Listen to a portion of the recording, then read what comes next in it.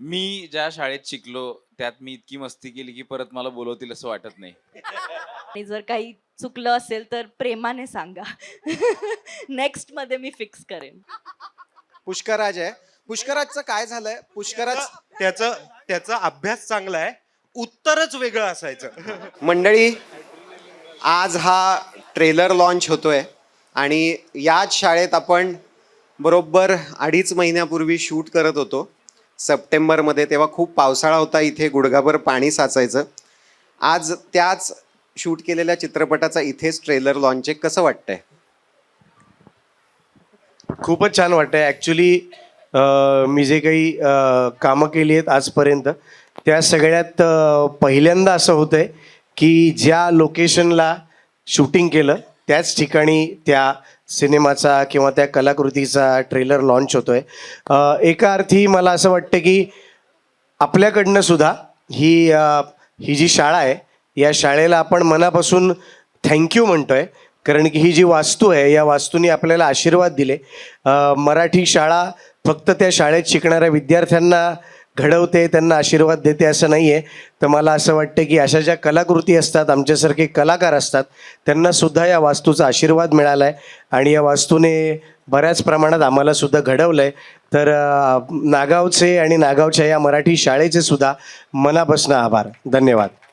आपल्यापैकी प्रत्येकाला असं वाटतं की आपण शाळेत पुन्हा एकदा जावं, ते सगळे दिवस परत एकदा जगावे, आणि अशी संधी एकदा रियुनियनमध्ये येते किंवा ती सध्या काय करते हे बघायला जावं म्हणून येते. पण आमच्या दृष्टीने मला आता कलाकार म्हणून इतकं छान वाटतंय की पुन्हा एकदा आम्हाला हेमंत ढोमे आणि क्षितीमुळे पुन्हा शाळेत यायला मिळालं आणि ही सगळी मजा करता आली. अभिनय का होईना, अहो त्याच्यामध्ये काहीतरी खरेपणा असतोच ना, म्हणजे तो जगल्यासारखं वाटतं. आणि ती संधी आम्हाला क्षिती आणि हेमंतनी दिली आणि क्रांतिज्योती विद्यालय साकार झाला. नागावच्या शाळेचे खरं आपण जितके आभार मानावे तितके थोडे आहेत, कारण ह्या शाळेमध्ये काहीतरी असं आहे की जिथं पुन्हा पुन्हा यावंसं वाटतं, आणि तीच खरं तर शाळेची महती आहे. आम्हाला ऍक्टिंग करताना सिनेमा संपला की परत जेव्हा त्या सेटवर जातो तेव्हा तेवढं नॉस्टॅल्जिक असं होत नाही. पण ही शाळाच अशी आहे, ही वास्तूच अशी आहे की इथे आल्यानंतर खरंच असं वाटतंय आपण याच शाळेत शिकत होतो, याच शाळेतले आपण विद्यार्थी होतो आणि पुन्हा एकदा याच शाळेत आपण एक रियुनियन घडवतोय असं वाटतंय. आणि हे खरंच घडवून आणण्यामागे हेमंत आणि क्षिती या दोघांनी जी मेहनत घेतलेली आहे त्या मेहनतीला सलाम. मला वाटतं आपण सगळ्यांनी मिळून त्या मेहनतीसाठी जोरदार टाळ्या वाजवल्या पाहिजे. थँक्यू. आणि आमचा पेपर लिहिला होता हेमंत सरांनी, पण कोणी कॉपी करत नाहीये याचं सुपरविजन क्षिती मॅडम कडे होतं. तर मला वाटतंय क्षिती मॅडम. नाही, खूप एक तर खूप खूप आभार. एवढी सुंदर शाळा आम्हाला तुम्ही शूट करायला दिलीत. आणि तेव्हा तर खूप पाऊस होता, आम्ही खूप माणसं होतो, तरी या शाळेत आम्हाला शूट करता आलं. आज मी नागावला येताना पहिली गोष्ट लक्षात आली, असं वेदरच पाहिलं नाही आम्ही. कारण आम्ही जेव्हा शूट करत होतो तेव्हा पावसाळा होता आणि इथे ऊन कसं असतं हेच आम्हाला कळलं नव्हतं, एवढा पाऊस होता तेव्हा. तरीही सगळ्या कलाकारांचे आभार, कारण कितीही वाजता उठून त्यांना शूटिंगला नेलेलं आहे, 3-4, तरीही ते आले आणि इतकं छान शूट केलं. प्राजक्ता, तुझं विशेष कौतुक, कारण तुझा पहिला मराठी सिनेमा आहे. कादंबरी आणि पुष्कराज यांच्याबरोबर आम्ही पहिल्यांदा काम करतोय, सो त्यांचे आभार. आणि सचिन सरांबद्दल कायच म्हणणार, म्हणजे आमचं स्वप्न होतं त्यांच्याबरोबर कधीतरी काम करायला मिळावं आणि या निमित्ताने ते खरंच आमचे सर झाले. ह्याचा आम्हाला खूप आनंद आहे, कारण त्यांच्याकडनं खूप शिकायला मिळालं. कादंबरी. Hello hello.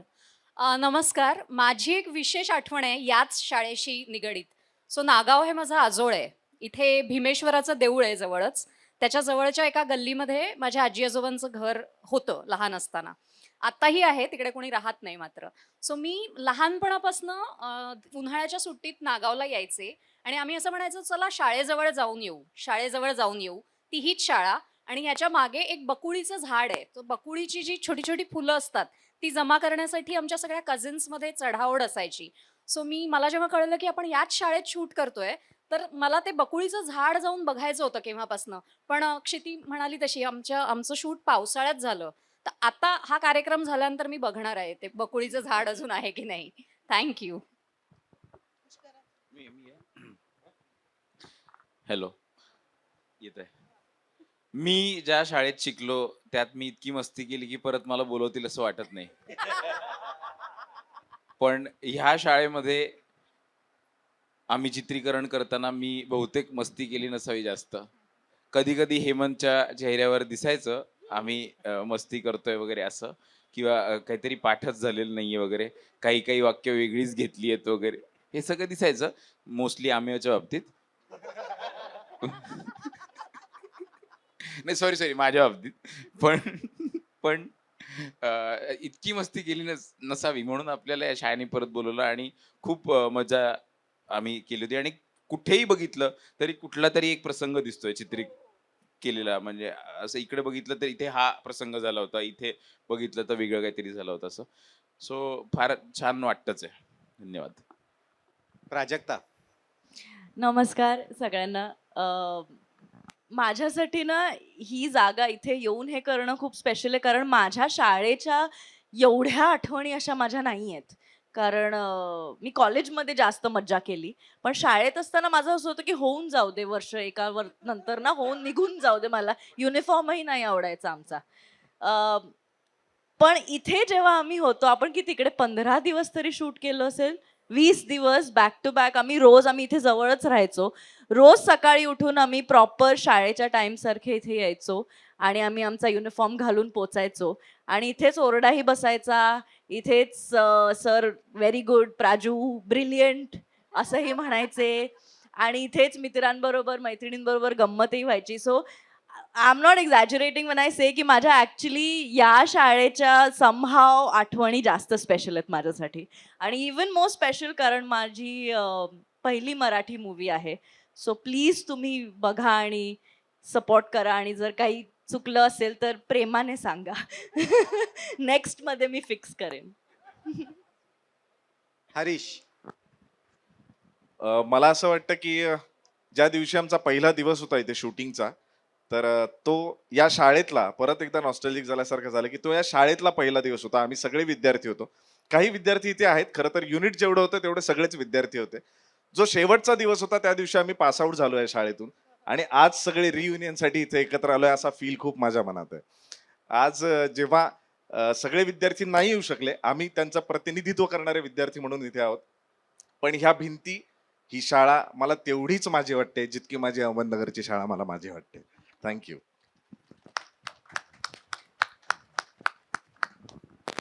हे तर झालं म्हणजे आता मीडियासाठीच्या गप्पा झाल्या, पण मीडियाला सुद्धा आणि प्रेक्षकांना सुद्धा काही आतल्या बातम्या खूप आवडतात, आणि आतल्या बातम्या या सगळ्यांकडेच असतात. मला असं वाटतं आपण एक एक छोटासा गेम खेळूया, ज्याचं उत्तर प्रत्येकानेच द्यायचं आहे. या शाळेतला सगळ्यात उशिरा येणारा विद्यार्थी कुठला आहे असं तुम्हाला वाटतं? या शाळेत नेहमी उशिरा येणारा विद्यार्थी. अरे शूट संपला, आता ट्रेलर आहे आज. ओके. सगळ्यात वेळेत शाळेत येणारा विद्यार्थी कोण होता? ते कधी कधी माझ्याही आधी येऊन बसायचे. अहो, मी मुख्याध्यापक आहे, म्हणजे मला वेळेवर येणं भाग आहे, नाही का? जवळपास गेट उघडायचा तुम्ही. याच्यानंतर सगळ्यात ज्याचा अभ्यास पाठ होत नाही, म्हणजे अभ्यास केला तरी सुद्धा उत्तर पाठ होत नाही तोंडी परीक्षेला, असा विद्यार्थी तुमच्यापैकी कोण आहे असं तुम्हाला वाटतंय की पाठच होत नाही सीन आला तरी?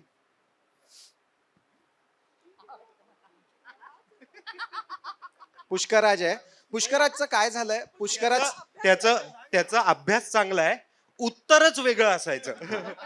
त्याचा जे प्रॉब्लेम शिकवलंय ते उत्तर नसायचं. आज इतिहास आहे तर तो भूगोलाची उत्तरं द्यायचा. हो. म्हणजे आता काहीच वेळात आपण ट्रेलरही बघणार आहोत, तर तुमच्या लक्षात येईल की अखंड बडबड करणे आणि कट पॉइंट ज्याला आपण म्हणतो की हा प्रसंग इथे संपलेला आहे, हा कट पॉइंट न देण्यात पटाईत असलेली काही माणसं म्हणजे अमेय वाघ, पुष्कराज चिरपुटकर हे दोनच आहेत म्हणजे मला असं वाटतं बाकी सगळे आम्ही एक सिरियल केली होती ना त्याच्यामुळे. कधी कॅमेरा यायचा? या शाळेमधला सगळ्यात ज्याला आपण चिडका बिब्बा म्हणतो असा विद्यार्थी कोण होता चिडका बिब्बा विद्यार्थी?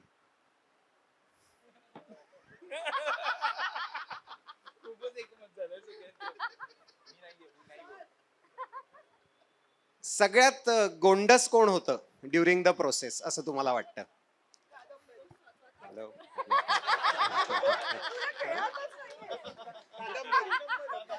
कादंबरी. Thank you thank you. कादंबरी आणि माझी एक फार कमाल आठवण आहे.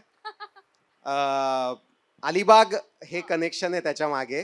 क्षणभर विश्रांती नावाचा एक चित्रपट आम्ही 2008 साली अलिबागमध्ये शूट केला होता आणि तेव्हा मी आणि कादंबरी त्या चित्रपटात हिरोईन होतो. आणि तेव्हाचे आम्ही आणि आत्ताचे आम्ही आणि आता कादंबरी या चित्रपटात काम करते मी दिग्दर्शित करतोय आणि आम्ही पुन्हा एकदा अलिबागला आहोत. हा एक ही कमाल. आमची एक वेगळी रियुनियन आहे या चित्रपटाच्या निमित्ताने.